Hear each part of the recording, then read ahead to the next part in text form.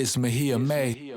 The difference between a beginner producer and a seasoned producer is knowing when to apply the power of restraint in your production. In other words, stop overproducing. I applied this mentality in today's sample challenge where I went to the website Samplette to find 10 samples, but I could only flip one of them. You have to know when you're stretching your creativity too thin. And after today's video, you'll be able to apply this method in your next production, preventing you from overcluttering your beats.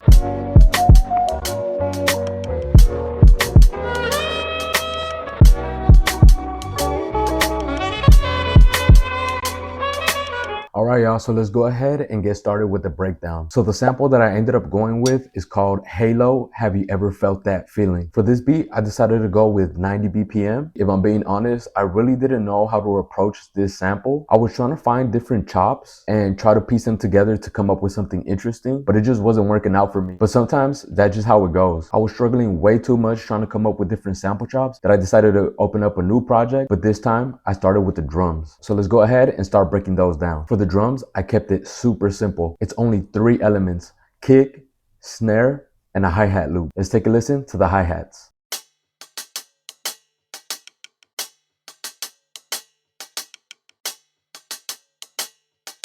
The reason I went with this loop is because it has a really nice groove to it. Because I was starting off with the drums, I always need to make sure that my drums are hitting, whether it's from the groove, the punchiness, or the texture. In order to stop yourself from overproducing, it's really important that you have at least 2 of those elements in order to prevent you from adding elements that are not really necessary or add anything new to the beat. In order to stop yourself from overcluttering your beats, you have to be very intentional about any new thing you add to the beat. So now that I had my hi-hats out the way, it was time to add the kick and rim shot. Because the hats provided me with some groove, I wanted to make the kick and rim pattern a little bit interesting, and this is what I came up with.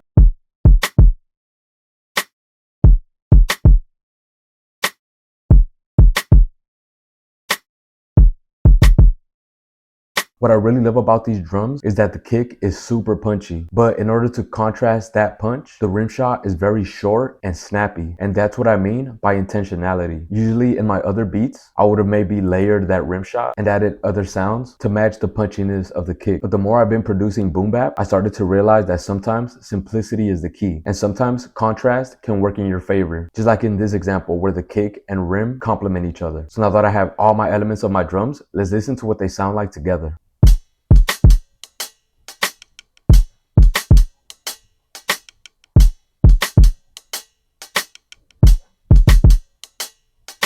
So with my drums out the way, it was now time to get to the most important part of the sample challenge, which is the sample itself. As I said earlier, I was having so much trouble trying to come up with different chops and trying to find different areas of the sample where I could piece everything together like a puzzle. But I decided to just stop overthinking it, and I looped up the intro part of the sample, and this is what it sounds like.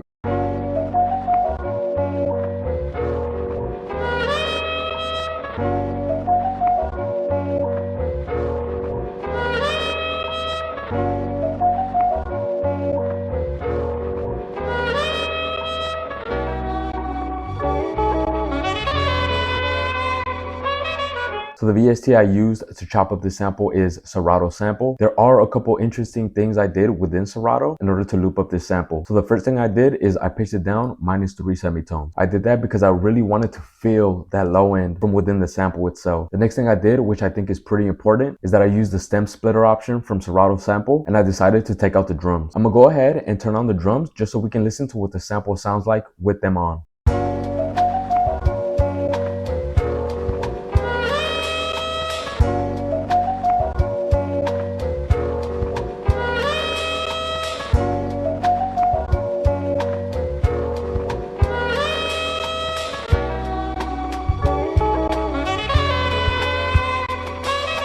I decided to leave the drums out just because they were clashing too much with the drums that I programmed. Which brings me to another important aspect of overproducing, and that's knowing when to reduce rather than add. When you have this mentality, your beats just cut a lot cleaner because you're being very intentional about every element that is a part of your beat, whether it's the drums, sample, or effects. If you're able to keep this in mind the next time you're producing, you'll stop yourself from asking questions like, what else can I add to the beat? And instead, reframe your question to asking yourself, does this beat really need anything else? So that's pretty much it for this sample challenge. That's how I approach this sample. Make sure you stick around till after the outro so you can listen to the beat in full. So by now, you should have a much better mentality the next time you open up your DAW. Stopping yourself from overproducing means being very intentional about every element you add to your beat. If you want to learn about Virgil Abloh's 3% rule and how you can apply that to beat making, just click on the link above. With that being said, I'm gonna catch you guys next week for a new video. Until then, stay blessed.